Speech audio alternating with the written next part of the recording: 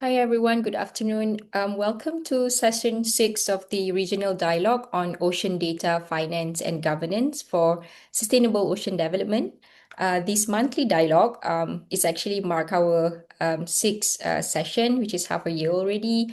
It provides a platform for experts, policymakers and practitioners in South and Southeast Asia to align efforts on ocean data, finance and governance for a more sustainable, equitable ocean future. So the series is organized collaboratively by Blue Economies Advancement Centre, Universiti Malaysia Terengganu, and the UNSW Centre for Sustainable and Development Reform. So for today's session, Designing Circular Economy Transition in Asia Pacific, Policy, Technology and Social Justice focuses on an issue increasingly recognized as central to sustainable ocean development. So across the region, land-based waste, unsustainable production system, and linear urban economies continue to place significant pressure to the marine ecosystem. And at the same time, emerging circular economy pathways offer some opportunities to reduce ocean pollution, recover value from materials, strengthen SME competitiveness, and also create more inclusive livelihood system. Yet, circular economy adoption remains uneven. So countries still face policy fragmentation. I think this is quite often everywhere around the world. Unclear regulatory pathways for new technologies, limited financing mechanism, and also there's a lot of ongoing challenges in supporting and also integrating this into in the informal sector as the big backbone of material recovery in many cities. So for today, our aim is to examine what genuinely enables circular economy transition in the Asia-Pacific context and what makes this technology governance ready. How can policy be sequenced to avoid fragmented pilots? How do we embed social justice so circular economy interventions uplift rather than displace informal workers? And what practical levers can governments and institutions use to accelerate change without creating unnecessary burdens? So with that, my name is Khaira Ismail. I'm from Universiti Malaysia Terengganu, and I will be facilitating the session today to ensure a smooth flow of discussion and engagement. And we have our moderator, Dr. Cheryl Joy Fernandez-Abila, will lead the questions and also guide our conversation with the speakers. So before we begin, I'll introduce very briefly these individuals who will shape for today's dialogue.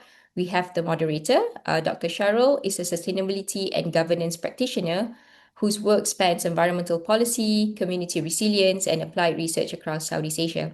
We have Dr. Premakumara, an expert in integrated waste management and circular society planning with extensive experience supporting municipal transition and informal sector inclusion across Asia Pacific. And Prof. Kesaven, a biotechnology researcher, whose work explores microbial and biomaterial innovations relevant to circular and blue economy pathways. So we encourage you to engage actively today through our chats as this session unfolds, and please ask questions as many as you like, and we'll try to pass them to the speakers. And with that, I now hand the session to our moderator, Dr. Cheryl. The floor is yours. Hi, good afternoon, everyone. Dr. Rindika sends her apologies for not facilitating today's discussion because of the recent flooding and power outages in Sri Lanka. But from someone who's interested in the social science and the economic space of the circular economy, this session is particularly relevant as we see that transitions usually fail or unsuccessful, not necessarily because of lack of ideas and knowledge, and because of the difficulty of aligning of institution incentives and communities around the solutions that work. And I'm very proud that our panel today brings together their deep expertise in municipal systems and biodegradable biomaterials. And I will introduce again our first speaker, Dr. Dr Premakumara, who is a principal researcher at the Institute of Global Environmental Strategies, or IGES. His work bridges municipal transitions and informal sector inclusion, as well as policy integration. And he practically designs what circular cities look like in practice. And we're very proud to have him today. And I'll give the sharing rights to Dr. Premakumara for his slide presentation. Yes, thank you very much, Dr. Charlie. So nice explanation. I hope you can hear me. Let me share I have a couple of slides to share my slides. Yes, I hope you can see my slides also.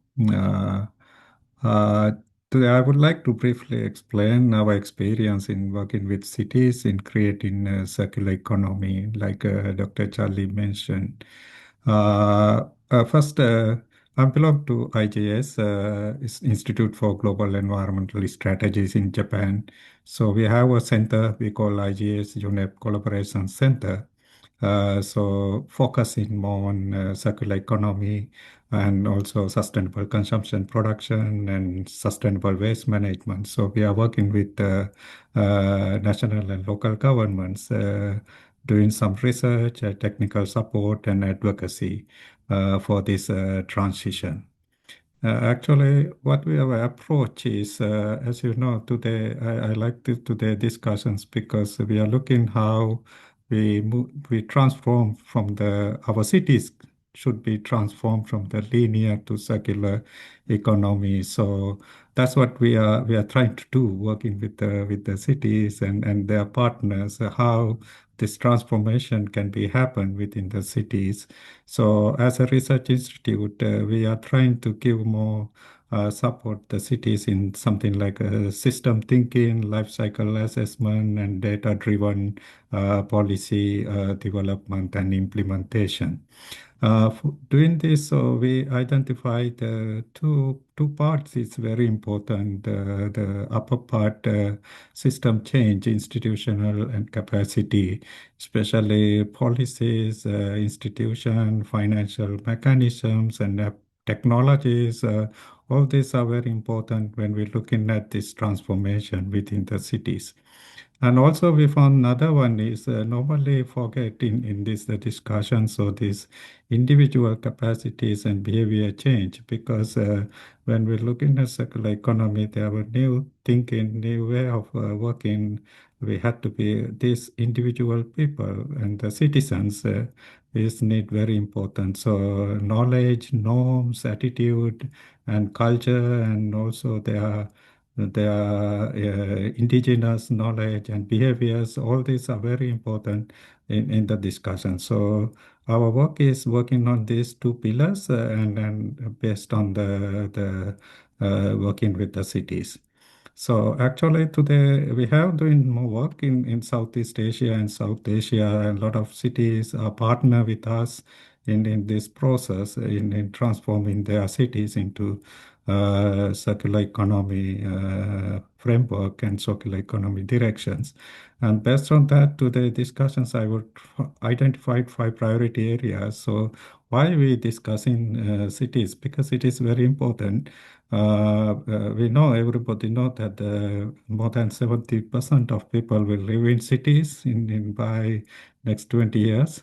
At the same time, cities are the ones who generate more carbon emissions and waste, and all this happen at the city level. So local governments are very, very important when we're looking at these circular economy strategies and implementation. So where we can enter, so we are in our work, we are doing a couple of things to work with cities. One is, as I mentioned, so integrated waste management and circular economy. When we work with integrated waste management and resource recovery, and we're also looking at the green public procurement and urban planning because your circular economy should be in part of these zoning principles and infrastructure when it's come to the energy and this water, and this is very important. And also we found a few enablers is very important, policy alignment, because even the cities work, circular economy is very broader. national policies are very important. So we are trying to linkage with the national and international framework and capacity building and also financing models. So EPR, green bonds, circular business models. So all these are very important for circular economy adaptation. And also we found the stakeholder engagement is very important, especially to the discussion. So Dr. Cheryl also mentioned, especially informal waste sector, because they are the mostly active in our developing countries in Southeast and South Asia in doing recycling. So, and there should be in partner and also SMEs and community groups. And another one is very important to the discussion. I saw in the list also data and the monitoring and reporting, because this is very important when we work in circular economy policy development. It's very difficult to find data. There is no data in the, so, and also creating the platform tools, digital tools for monitoring and reporting the circular economy indicators and their reporting. So I think these are very important. We found when we working with the cities in developing circular economy transformation. So I will stop here. I'm very happy to have a good discussion with the panelists, other panelists, and the chair. Thank you very much, and hand over to the Dr. Cherry.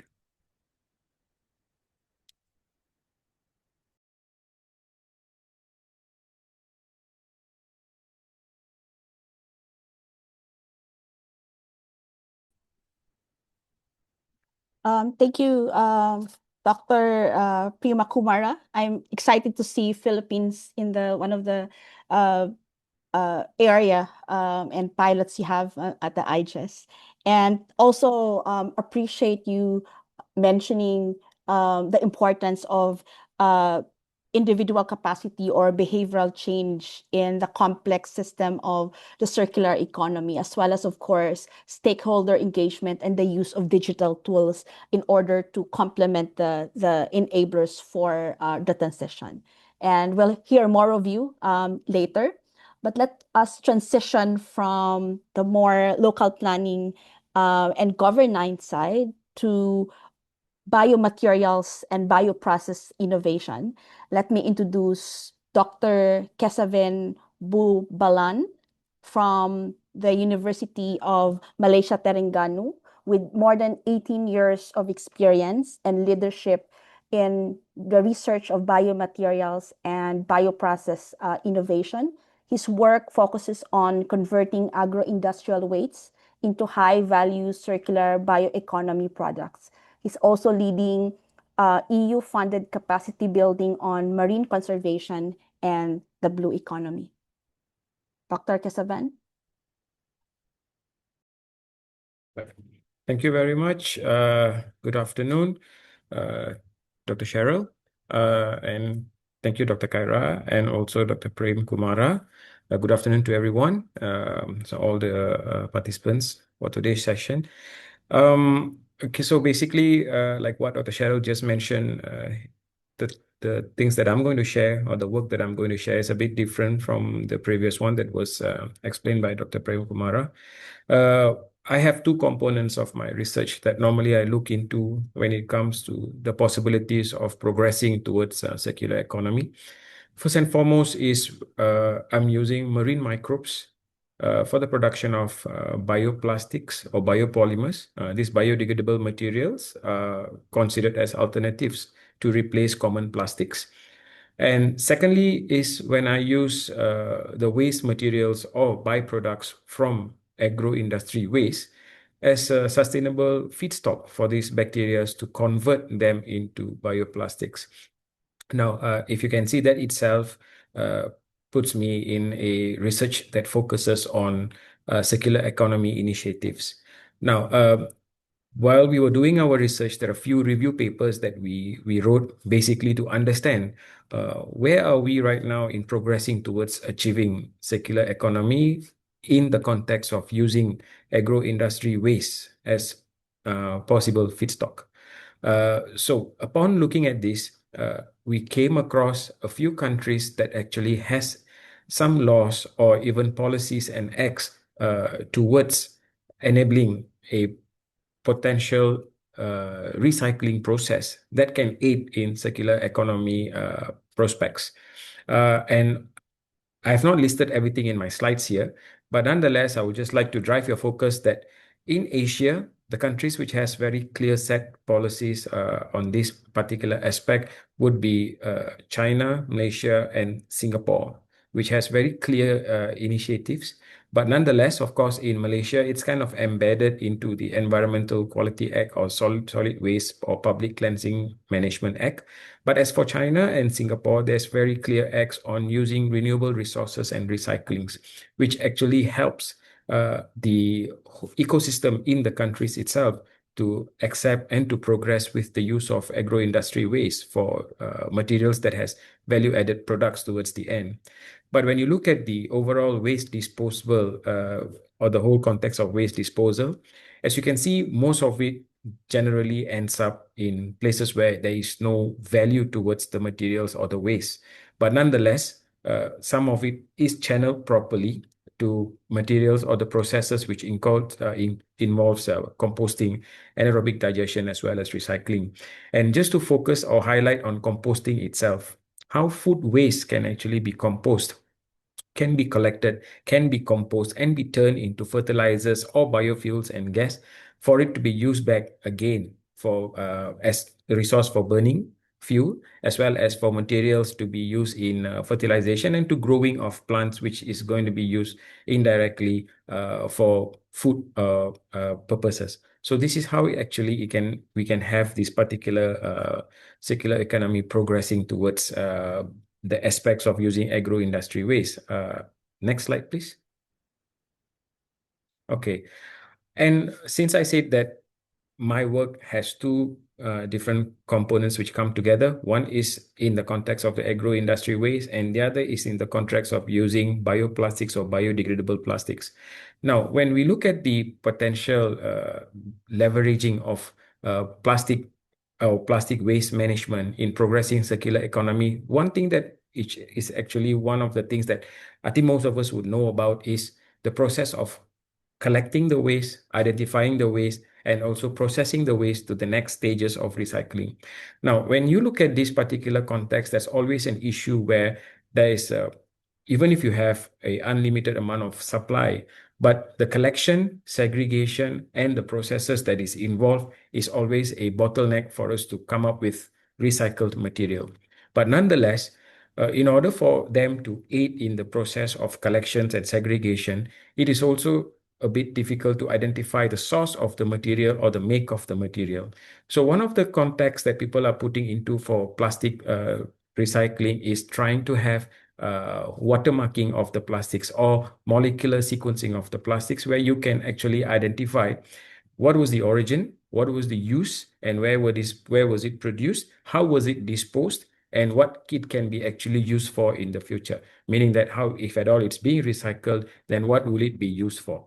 So this is one of the contexts that we can even look into when we're trying to leverage blockchain concepts for plastic recycling. Next slide. And in certain countries where this has been implemented in large scale, where private ventures are actually working towards blockchain concept for plastic recycling, that would be the ones that has been highlighted in the map. So as you can see, one of the countries that is working, two of the countries in Asia which are actually working very hard on this context would be Philippines and Indonesia. And there are many more to come. Of course, the European countries have long adapted this. But in Asian countries, it is slowly progressing. And why this would be an hindrance is something that we have to look into the quantiple helix of this mechanism as well. Like what that was highlighted by Dr. Premakumara earlier, it is not solely coming from the policymakers or from the society or from the academia. It's also depending on the environment's ability to sustain, to produce, as well as to retain whatever that is being produced or to be used. So it is actually working together in that coherence. And one of the concepts that when we look at the global impact report, you can say that the amount of plastics or the materials that has been generated or extracted, and the amount that has been collected is actually a funnel context, whereby the reason why it may not come to a total amount of the waste to be used is basically because of we do not have enough manufacturers or enough industries where it's helping in the process of the same thing, collection, segregation, and recycling. So this is one of the issues that we can actually look into. So I think this is what my expertise is on, and this is something that we can discuss upon later in the discussion session. Thank you very much. Thank you, Dr. Kesaven, of course, Dr. Premakumara, as well for your, you know,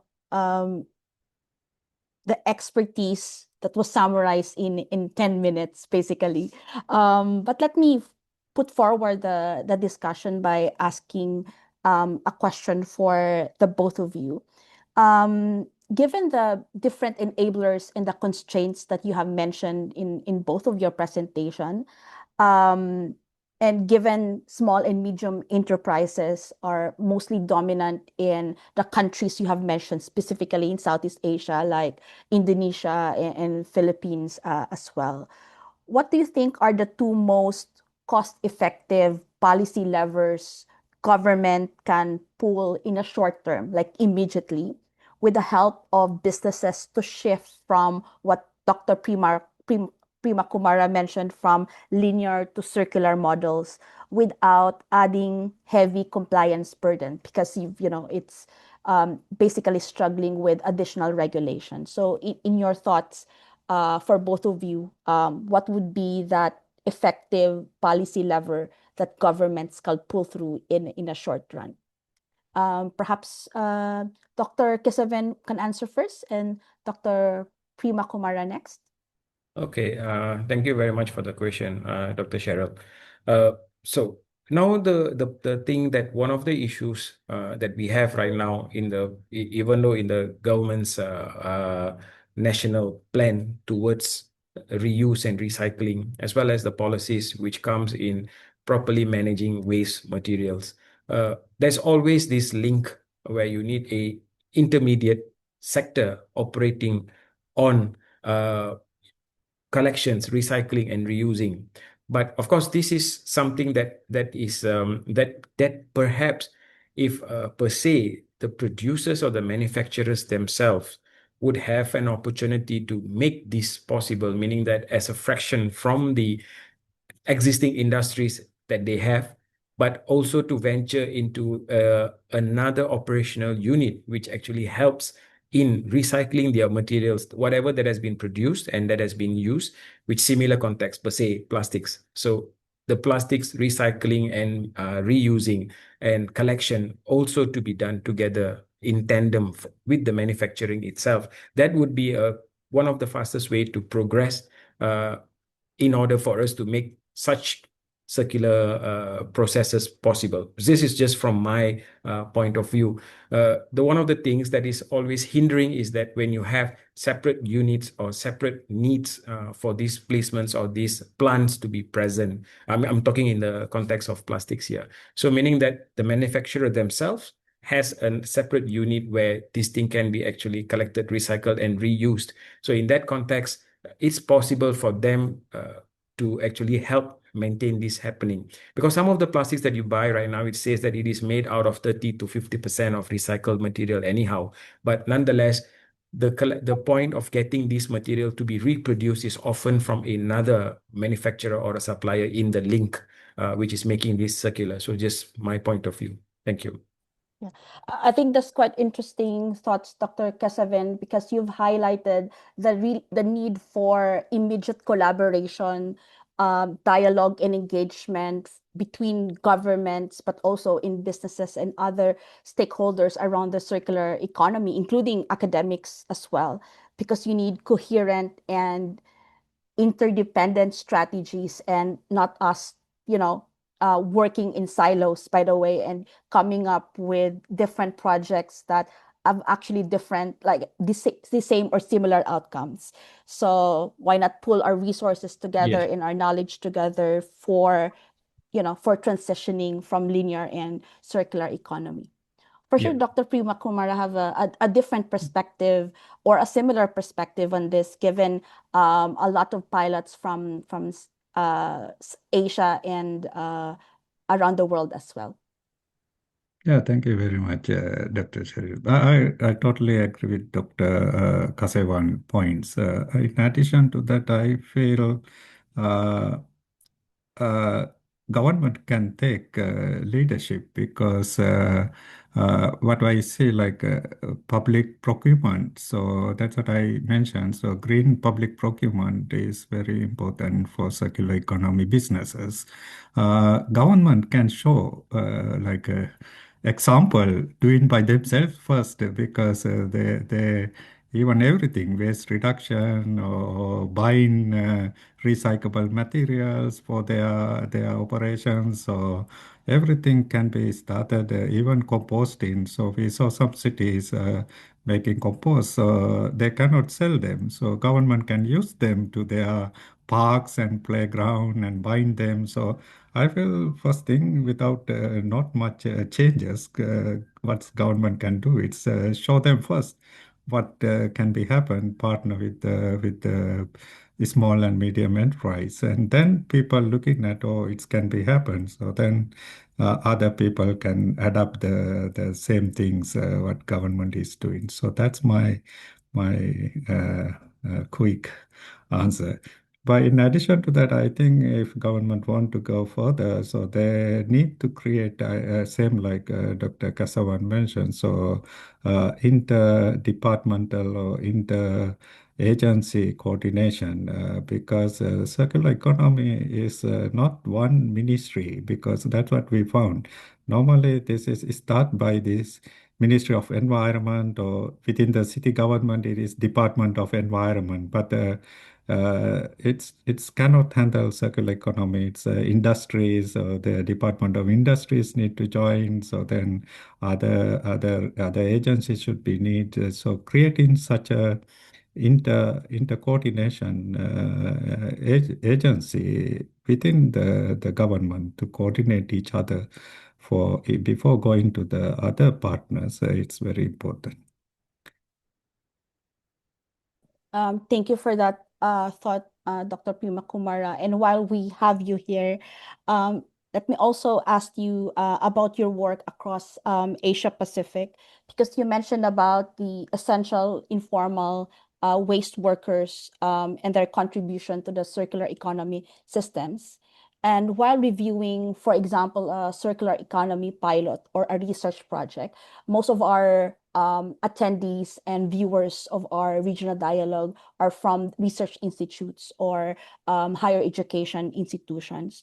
So what do you think are the minimum inclusion standards that should be mandatory to ensure that it does not displace or perhaps discourage informal workers or other sectors, or even representation, for example, from small SMEs, not necessarily the informal sector, in the circular economy?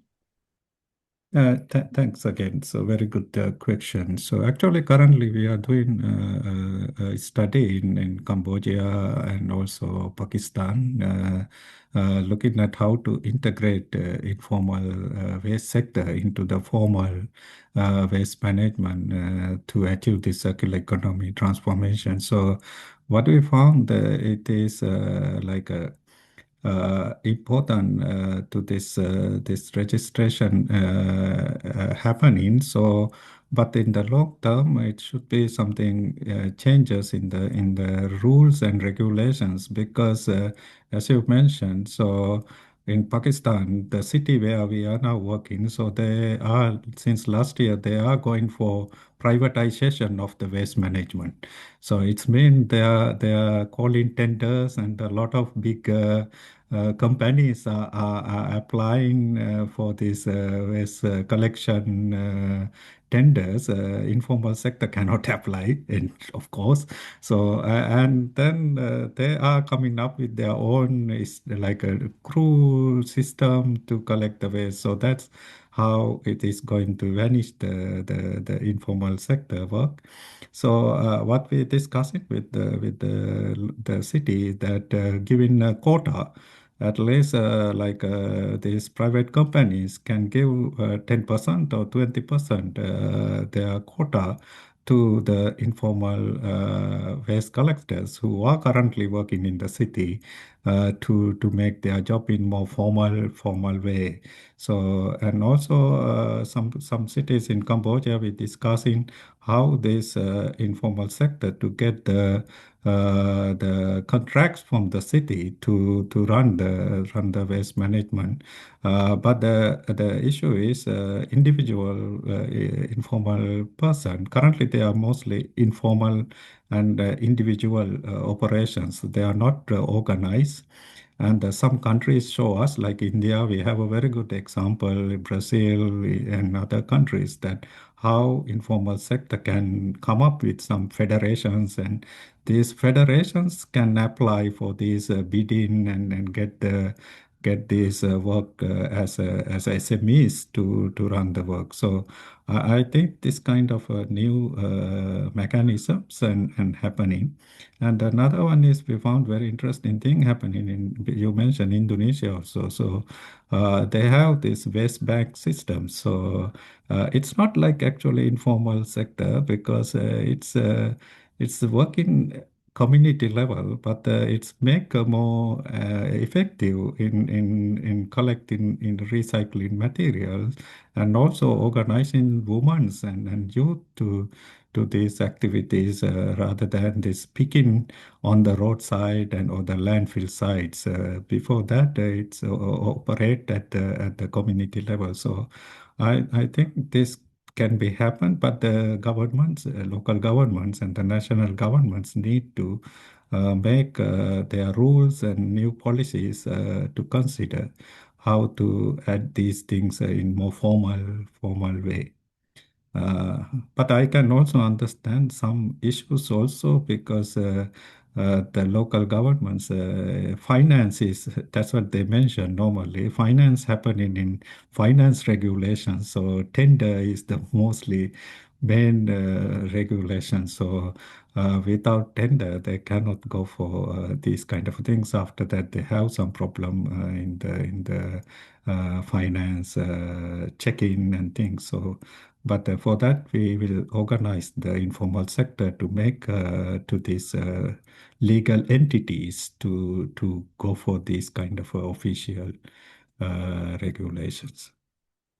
I hope I answer your questions. Yes, definitely, and more. I guess. And just like to highlight that not necessarily the participation of the informal sectors, but other groups as well at the social disadvantaged communities, as you mentioned in the examples that you've presented. I just want to had a recall that in my city, for example, there's a collection of waste wherein there's an involvement of the tricycad or the tricycle, and there's the ones that collected the plastic bottles to, for example, local primary school and in high school, and they remit that to recycling and logistics. So they're like the whole system, and their participation matters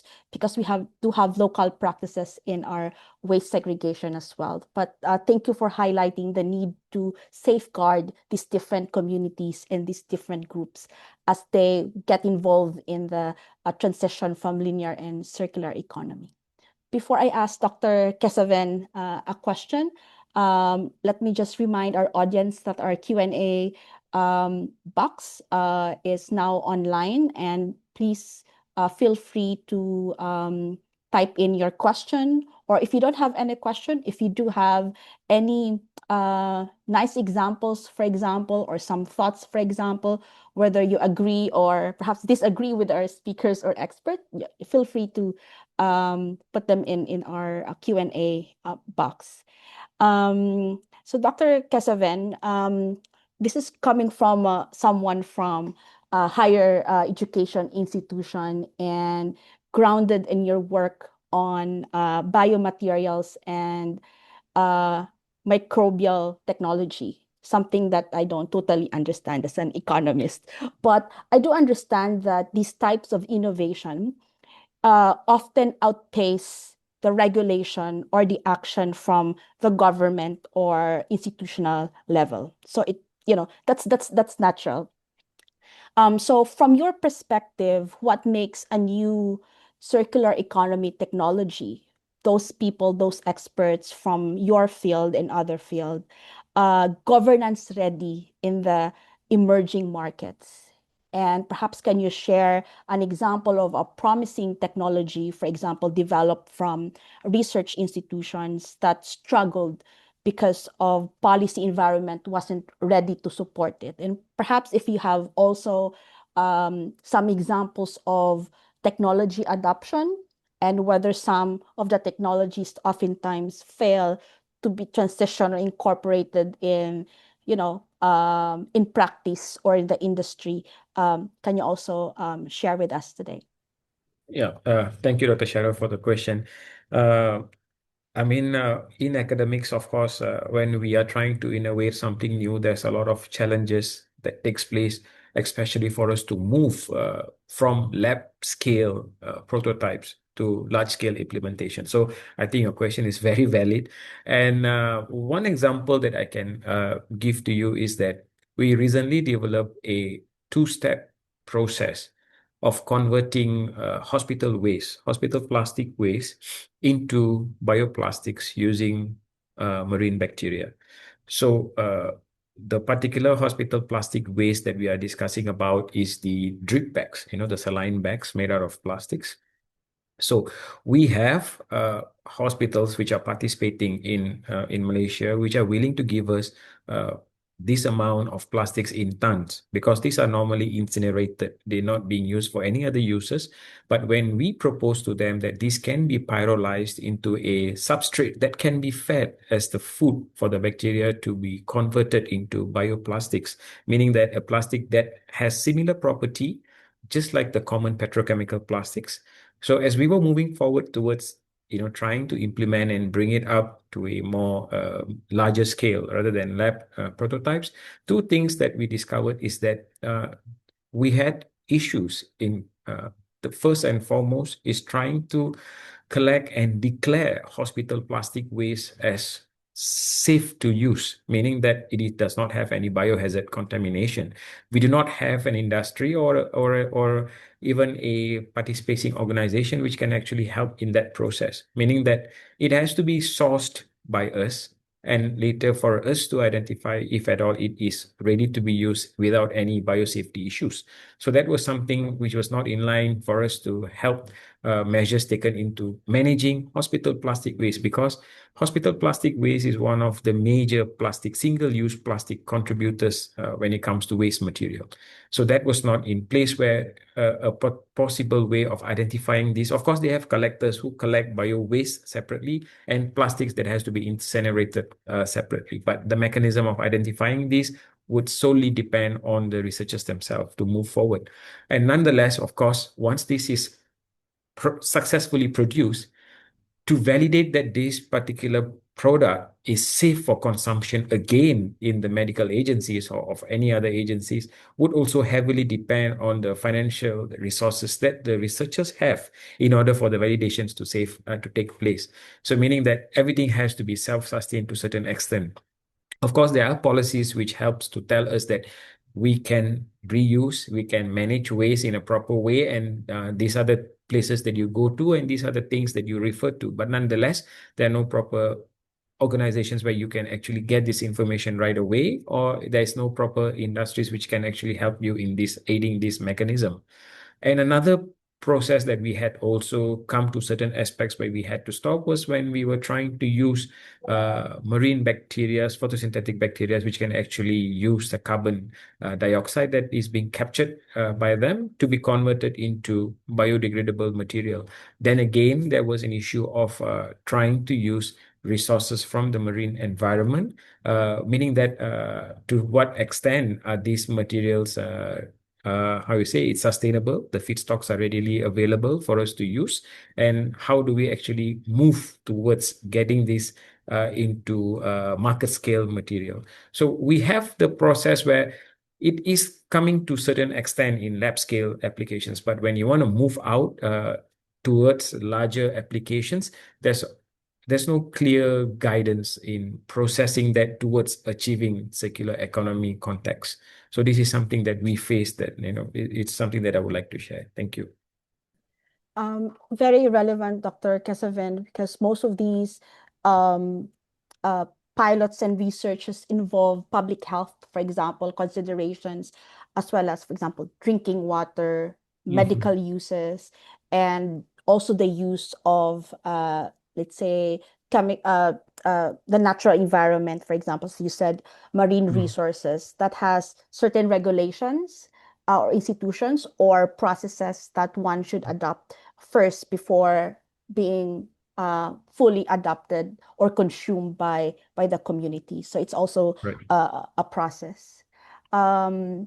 Just a closing, for example, question for both of you. I know that you've discussed the realities of the circular economy and the challenges of collaboration and engagement and the need for discussion and dialogue between institutions as well.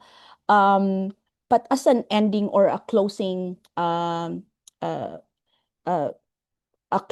perhaps message to everyone here, what would be the key aspects of the circular adoption that perhaps you might have already mentioned towards a sustainable transition rather than a temporary or a band-aid solution? And since I have you, Dr. Kesaven, in the monitor, can you please share that closing message to our audience, please?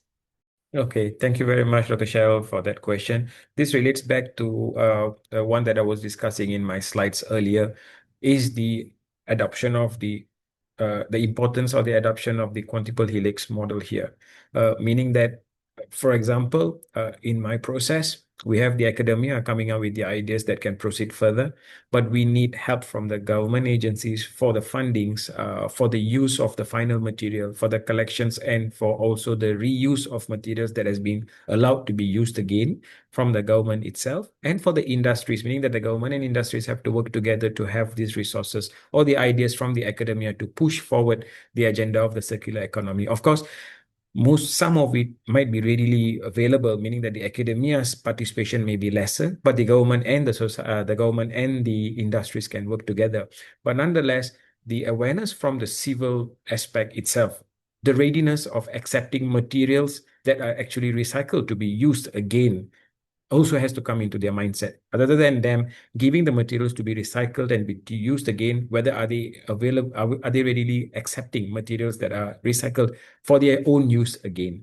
And of course, when we look at the sustenance of the environment, we are saying that we are trying to recycle the carbon, we are trying to reuse the materials, but in the same process, are we again generating amount of carbons that may be we may not be able to offset them again? A very simple question that is normally being asked to us who are producing biomaterials are you actually introducing more carbon into the environment, which you say is readily being used by the organisms in the environment, but nonetheless, are we deliberately giving more carbon for them to be used? And what would happen when you have excess amount of carbons that you're introducing in the pretext of using back the materials that you have already offset earlier? So this has to come into a proper coordination and synchronization if at all a successful circular economy model is to be achieved. This is my point of view. Thank you. Thank you, Dr. Kesaven. Dr. Premakumara, for your closing message, please. Yes, I think a few points is very important. First thing is, anyhow, I think we are in the time that we need to transform the circular economy, because we cannot anymore this linear style consumption and production, because we face we know the data, researchers, scientists, everybody show us this is not going to work for us in that sense. So we need to do the things. So in that way, so I agree all the points that mentioned by Dr. Kesaven. And in addition to a few points that I think when I working with the cities and their partners, so there were two approaches very important. One is top-down approach because we need policies for this transformation and regulations, and these are very important. And the bottom-up approach, we also need to changes within the ground because every partner, stakeholders, as I mentioned earlier, from citizen to need to be changed because I'm living in Japan, so we have a very nice waste management system in here, but most of waste is still end up in the incinerator. So most of people know that. So and also at the same time, we separate our waste to some cities, maybe 20, 30 types, and it's go to recycling systems. So but the thing is, how to is still we because I feel circular economy is cannot copy from one city to another city. It is more kind of a conceptual things need to be considered. They are cultural habitat and the indigenous knowledge. These are very important, and I feel still developing countries have more opportunity when I say because especially that's what I take Japan because if I broken my television, I better I buy a new one rather than I repair it because the society is like not for this repair and kind of a things. But it's still in Cambodia or somewhere our cities, it's very easily can be repair and reuse it again. So I think these kind of things need to be local things, but these are something cultural things. We feel repair and use it may be bad or maybe and the poor thinking, but that's the best way we need to do rather than for the new things. So I think in that way, so we need to be consider this respecting our indigenous and this local conditions and making top-down planning and bottom-up changes on the ground. Thank you. Thank you for a very candid and practical insights from Dr. Kesaven and Dr. Premakumara, which help shape the practical governance solutions. And I think Dr. Kesaven mentioned this several times, investable circular economy pathways for the Asia Pacific and also the other regions of the world as well. Thank you very much for the both of you. I'll now call on Dr. Khaira Ismail to close our program. Thank you, Dr. Cheryl, and I really enjoy this very engaging discussion. Thank you, the speakers, for thoughtful and also grounded discussion. And we see today that a central message from today is that circular economy transitions are not only shaped by governance and technology, but also by behavioral change and also individual capacity across household, SMEs, industry, government, as highlighted by Dr. Premakumara. And we also heard how important it is to recognize every actor involved in circularity, from producers to users, from informal recyclers to policymakers, because the chain only function when all links remain connected, both from the top down and also on the ground. And the importance of that local knowledge, because not everything can just be blindly adopted. It is also has to be adapted so that it suits the needs of that local area. And we also reflected on how circular innovations often struggle to scale when the broader system, financing, policy, and also institutional readiness has not yet adapted to support them. So as today technology example illustrated, the science may be ready, but adoption depends on whether the enabling environment can keep pace. So this underscored the need for stronger alignment between researchers, governance, and also investment if circular solutions are to move beyond pilots and also lab scale. So we can see that, I think from this conversation, we can see that there's a genuine momentum towards a more circular future in our region. And also sustained dialogues, we hope that this will also help to turn the momentum into lasting change so that it ensures the chain remains well connected across the quintuple helix that mentioned by Dr. Kesaven. Today I would also like to highlight that this actually marked our half a year of our regional dialogue, and we are pleased to share that the session will continue next year. So we welcome your ideas on how this dialogue can evolve, whether through new formats, suggestion on topics, or speakers nomination from your networks. And your involvement and also contribution will help ensure the series remain relevant and also reflective of our regional priorities. So as you can see, there's three QR code. There's the Regional Dialogue webpage where you can also access all our previous recordings from all the other sessions, our Regional Dialogue materials from all the past session and also today's session. And also, if you have any suggestions or area of interest you would like for us to explore, please fill also the interest survey. And with that, I formally close the session today of the Regional Dialogues on Ocean Data, Finance and Governance for Sustainable Ocean Development. Thank you once again to all the speakers and also for your engagement. And I wish you a pleasant afternoon for everyone. Thank you very much. Thank you. Thank you. Thank you very much, everyone. Thank you for the opportunity. Take care. Bye-bye. Bye. Bye.